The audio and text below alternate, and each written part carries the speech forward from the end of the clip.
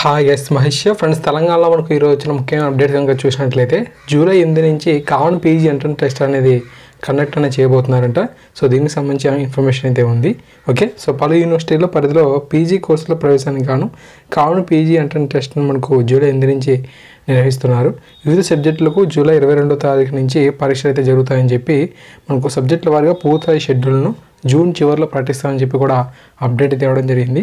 దాని తర్వాత మనకు ఈ నెల 27వ తారీఖున గురుకుల ఇంటర్ ప్రవేశ పరీక్ష ఫలితాలు అయితే కూడా రిలీజ్ అని చేస్తారంట. ఎస్సీ గురుకుల విద్యా సంస్థల్లో ఇంటర్ మొదటి సంవత్సరం ప్రవేశాలకు నిర్వహించిన పరీక్ష ఫలితాలను అయితే ఈ నెల 27న అయితే రిలీజ్ చేస్తామని చెప్పి అప్డేట్ అయితే ఇచ్చారు. సీట్లు పొందిన విద్యార్థులు ఈ నెల 31వ తారీఖులోగా సంబంధిత కాలేజీల్లో ప్రవేశాలు పొందాలని చెప్పి సూచించడం అయితే జరిగింది. ఓకే, దాని తర్వాత మనం చూస్తే జనరల్ ఇంటర్ కాలేజీలతో పాటుగా 24 సెంటర్ ఆఫ్ ఎక్సలెన్స్ కాలేజీల ప్రవేశాలకు నిర్వహించిన ప్రవేశ పరీక్ష ఫలితాలను అయితే గురువారం సాయంత్రం 5 గంటలకు అయితే రిలీజ్ చేస్తున్నట్టుగా కూడా అప్డేట్ అయితే ఉంది.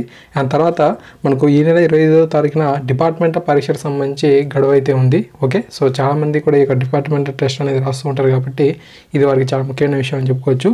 శాఖల వారీగా పదోన్నతులు పొందేందుకు నిర్వహించి డిపార్ట్మెంటల్ రాత పరీక్షను ఈ నెల 25లోగా దరఖాస్తుని చేసుకోమని చెప్పి టీఎస్పీఎస్సీ తెలిపింది. రాత పరీక్ష అనేది మనకు జూన్ 8 నుంచి 17వ తారీఖు వరకు కూడా నిర్వహించినట్లుగా అప్డేట్ అయితే ఉంది. పూర్తి వివరాలు మీరు మంగళవారం మనకు ఆఫీషియల్ సైట్లో ఇన్ఫర్మేషన్ అయితే ఇవ్వడం జరిగిందంట. సో తప్పకుండా మీరు ఆ ఇన్ఫర్మేషన్ కూడా చూడవచ్చు.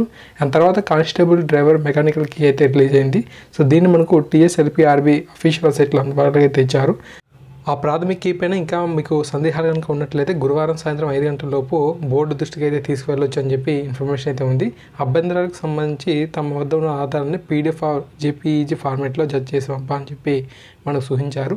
ఒక్కో అభ్యంతరాన్ని వేరువేరుగా ఫార్మాట్లుగా సూచించిన ప్రకారం పంపాలని కూడా తెలపడం అయితే జరిగింది. ఫైనల్కి విడుదల చేసిన సమయంలోనే అభ్యర్థులు ఓఎంఆర్ షీట్ కాపీలను కూడా చూసుకునే వెసులుబాటు కూడా కల్పిస్తున్నట్లుగా ఇన్ఫర్మేషన్ అయితే ఉంది. Okay, so thanks for watching this video. తప్పకుండా మరిన్ని అప్డేట్స్ వచ్చి మీకు అందిస్తూ ఉంటాను. కొత్త వారితో ఛానల్ సబ్స్క్రైబ్ చేసుకొని సపోర్ట్ చేయండి. Thank you.